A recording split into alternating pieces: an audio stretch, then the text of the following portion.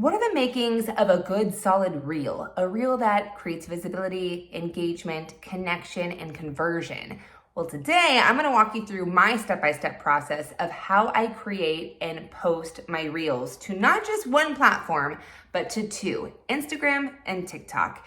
It's important that you maximize the content you're creating, because if you haven't noticed, it takes a hot minute to create a piece of content with all the elements, bells, and whistles that you want to be infusing into that content. You don't want any missed opportunity when you're publishing and posting your actual reels. You want to make sure that every single time you post, it's actually going to cause some type of emotional reaction to your audience, so that way you're moving the needle for them to create new results and you're moving the needle for your business. So I'm about to walk you through step by step the exact process from idea to posting, everything that I infuse and include into my reels. Now, full disclosure here, I do post to more than two platforms. Right now, I'm currently posting to 4 different platforms, but I'm not going to show you how to do that because I'm going to teach you how to walk before you run. If you're currently posting on one platform and you're ready to diversify and get your content out in front of more people and create community growth and all of that jazz, then add one more platform. I'm not going to give you all 4. So yes, you'll see that I post other places, but for the sake of this video and your sanity, we're just focusing on Instagram and TikTok today. So what's the first step? Well, you gotta have content ideas. You need a running list of ideas all the time near you, on your phone, in your notes. You can use something fancier like Airtable, Trello, whatever you want to use, but you need to be able to easily access a place where you can write down your thoughts the second you have them, because if you don't do that, you're going to forget them. And having these ideas is going to make it a lot easier for you to come up with the actual content. So that way, when it comes to the time where you actually have a minute, 10 minutes, an hour to create, you have ideas ready to go. Now, you also want to be collecting the trending sounds as well. Any type of audios that you like, and I say trending lightly because it doesn't have to be trending, but you know what I'm talking about. Lip sync sounds, audios, music, anything that you think, oh my gosh, I'd love to use that sound in a video for myself. You're collecting these ideas as you're scrolling through social media, as you do on a regular basis. Make sure you're constantly utilizing and taking advantage of that time to collect those sounds that you know that you want to use. And I'll say it's really important for you to know, as you start posting on both of these platforms, you know, what is performing better where. You might notice that original content performs better on TikTok and trending sounds perform better on Instagram, or maybe it's both. So that way you know what type of content you want to be creating for which platform. Now, I don't want you to overcomplicate batching. I think batching stresses some people out. I know it does me, and I actually did a whole video on how to batch without burning out last week, where I give you specific ways that you can start batching, where it's more of a slow batch, or you're actually creating content on the fly and compiling more content on a gradual basis. So you're not feeling the pressure of needing to come up with 30 pieces of content at one time. So feel free to check out that video after you watch this one. So the next thing we got to think about is, where are you going to record this piece of content? Now, there's actually 4 places that you can record your content, even though we're focusing on 2 platforms. So you obviously can be recording on TikTok or Instagram directly. You can record your reels there, or you can actually download an app called Capcut, which I absolutely love. It operates just like Instagram and TikTok. It has all the same features, elements. Some of them are actually even better.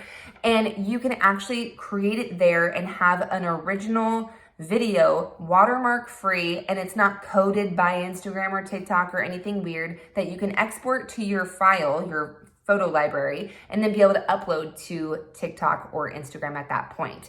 And obviously the other way that you can record your content is on your phone directly, and then you could be uploading and adding music after the fact and things like that. So just decide where you're going to be recording your content, and it's not always going to necessarily be the same. I will tell you that I prefer to record my content inside of TikTok if I'm looking at Instagram or TikTok. I think TikTok is a lot more user-friendly. I never have issues with saving things into my drafts. They never get deleted or accidentally lost or whatever. So I just find the experience better on TikTok, but I also really like the experience on Capcut as well. So get familiar with all the ins and outs of the platforms, which one you like to use better, and just start recording from there. Now here's a big tip.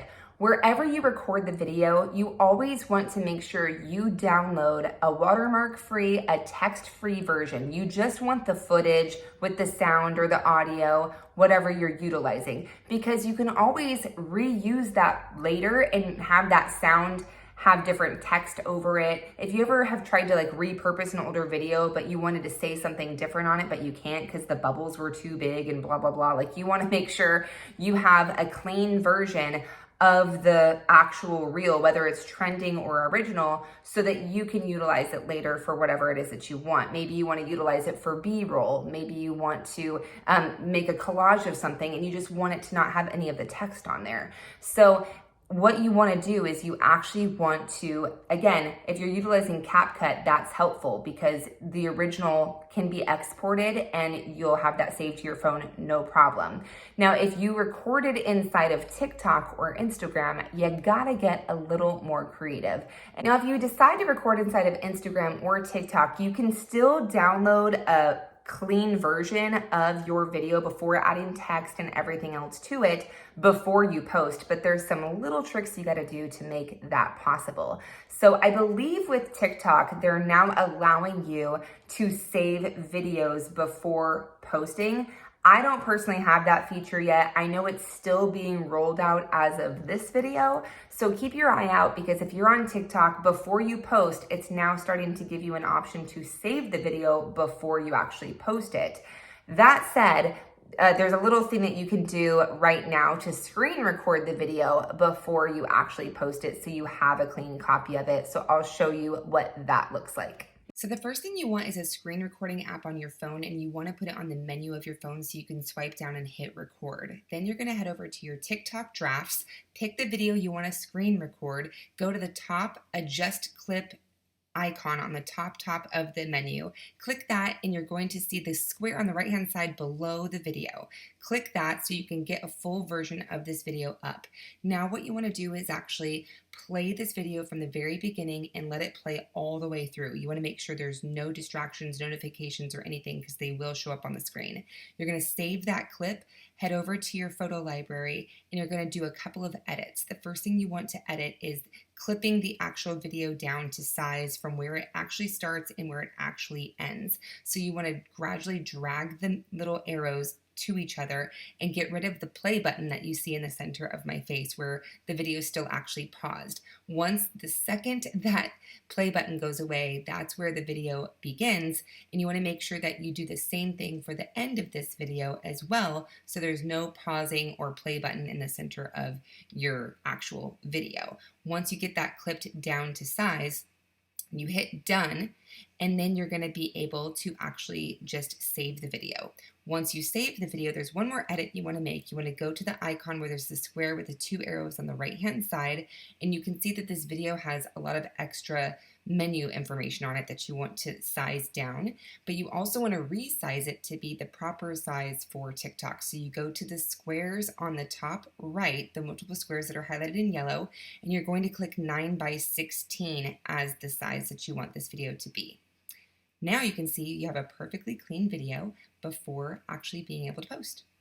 Now, if you recorded your video inside of Instagram and you want to save a copy of it before you start making a bunch of edits and text and all of the things to it, there is just a simple save button there now as well that will allow you to save it before you actually post it. All right, moving right along. Now that we have a clean version saved on our phone that we can actually keep for safekeeping, you can put it into an actual folder on your phone, which I highly recommend that you do. You want to have two folders, a folder for your reels that were edited with the text and everything on it, and then one that is just your blank reels that don't have any text that you can repurpose and utilize and put different text on later if you want to. I'm telling you, if you can keep up with this, it saves you so much time to be able to go in and repurpose those reels later on. So I highly suggest making folders inside of your Photos app on your phone that you can store those different reels into. But now that we have a recorded version of the content that we want to create, if this was an original piece of content, what I would typically do is go to the video that I exported, whether it was from TikTok, Instagram, or Capcut, And I would go take that video and I would put it through another app called Captions. Because whenever I'm creating original content, I want to make sure I have captions on the video. Now, I'm extra, so I like to have captions that look nice and aesthetic, and that's just me. So I use an app called Captions, and I believe it's like $5 a month, somewhere around there. And I actually upload the video into Captions. It does all the captions for me. There's different styles and looks that you can create within this app. And people ask me about it all the time, like, where do you get your captions? It's from this app. So I would upload the video there to make sure I get the captions on it and then download it again. So now I, again, have a blank version and then I have the captioned version of the video that I would then import or upload back into TikTok for me to be able to post. So at that point, I can delete the original one inside of TikTok. But if you're not that extra, you don't even need to do that step because you already have a recorded version inside of TikTok, or you have a recorded version on your phone that you can import into TikTok because you created it in Capcut. So now that you have it, you can actually create captions inside of TikTok. You don't need to do the extra step of putting it through the Captions app. That's just if that's something that you want as a look and feel to your video too. That's an extra step that I personally do. Now, if you're not doing an original video, you're doing something more trending and it's going to require timed text where you actually time how long it stays on the screen, then you don't need to worry about having the Captions app because you're actually going to do that within the app itself of TikTok, Instagram, or Capcut. So once you actually export an original version of your video to your phone, then you can go back into the platform that you recorded the video in and start adding all of your text and timing it and putting all the little bells and whistles onto the video right from the platform you recorded it in. But I will say, if you are creating original content, I really encourage you to have captions on your videos, whether you're using that app or just putting them on within the actual platform that you're creating it on, because I think it's almost 80% of people who watch these videos without the sound on. So you definitely want to have captions infused into a video where you're just talking. All right, so now that we have the video uploaded, we already have a clean version that's already saved to your phone and the text is on there ready to go. The next thing is you want to go to that next part of the page where you're going to write your description, include your hashtags and all of those things. Now with this, it's really important that when you are prepping your text for the video, that you either in your call to action verbally tell people what that call to action is, or you're writing on the screen a reason for them to go to the description. You got to notice your own human behavior. You're either reading the descriptions all the time or most people aren't. So you have to give them a reason to go to that description. So a lot of times when you're scrolling through videos, notice your behavior. What made you read the description? What made you go take a look at it? A lot of times you'll notice on the videos themselves, you'll see calls to action, like here's 3 tips to do X, Y, and Z that they're talking about in the video, and then they point you to go read the caption. So you want to think about giving people a reason to actually go read your caption, and then when you create your caption, you're giving them really juicy information, you're overcoming objections, or you're highlighting some mistakes, but then you're giving them a specific call to action on what they need to do next. So keep in mind, if you're telling them to like and comment and follow, that's all that's going to happen. If you really want them to book a call with you or download a guide or do something more specific so that you start bringing them closer to that opportunity to work with you, then you need to have those specific calls to action in your actual descriptions. Now, you can always split test your descriptions, meaning you can try one description over on TikTok and another one over on Instagram, see which one converts better. I kind of notice on TikTok, people really keep their descriptions short and sweet. There is some people who go above and beyond, kind of like they would on Instagram. So this is just something for you to test and play with and see what's going to work best for you. Now, as far as hashtags, as we all know, this is not really something to overcomplicate or put too much time and emphasis on these days because they're not really doing what they used to do. So a really good rule of thumb with hashtags is just to keep it simple, have like 3, 6, 9 hashtags. You could go crazy and put all of them if you want to, but notice, is that really working? Is that really worth your time? I really like to have groups of hashtags that I already have kind of preset. And I use an app called Boards where I can actually load those different sets into the board. And then I can actually tap on one of the sets and it just populates for me automatically inside of the description, making life so much easier. So I can always do another tutorial on that. Maybe I'll do that over on TikTok. But ultimately, having a way for you can even put the different sets inside of your notes. So that way you can just copy and paste the different sets into your actual content. But when it comes to the sets, you wanna have, 3 or 4 hashtags of who you're targeting, okay? Think about who it is you're trying to target and use those relevant hashtags. And then what it is that you're talking about in the video. You wanna have 3 or 4 hashtags of what you're talking about when it comes to the actual content and the topic. And then you wanna have 3 or 4 sets of the solution or the problem that you're solving. So you can think of those different types of groupings that you would wanna have and have a variety of those within each set. So that way you can actually just copy and paste those, put them up in the description and call it a day. Now, this is something else you may want to consider doing, but I absolutely think that it is a game changer for your actual content, and I'll explain why here in a second.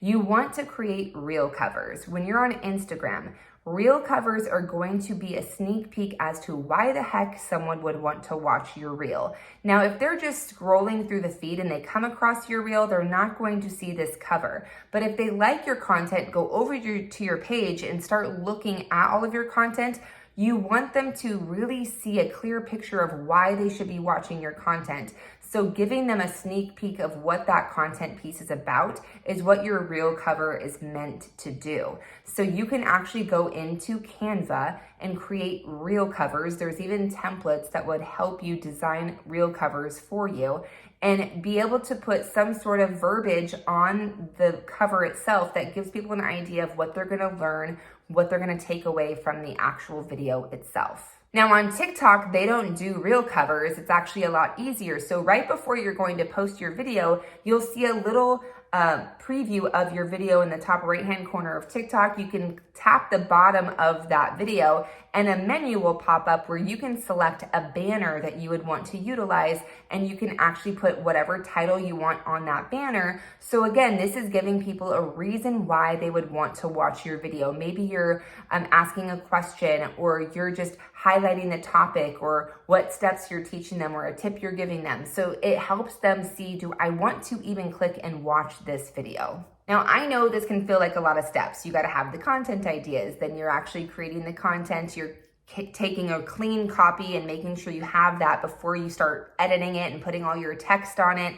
Then you have your descriptions, you have your hashtags, you have your reel cover or your banner, you have captions. There's all these little elements, but they all matter. It's really important that you think about the importance of all of these little elements, that they're there for a reason. They're there for you to utilize so that you can maximize reach, visibility, clarifying your message, and keeping good communication with your audience so that they can really understand why they want to watch your content in the first place. And so again, if you need support with being able to come up with original content ideas, you can grab my 25 Original Reels guide below. That's going to help you get started with creating some original content.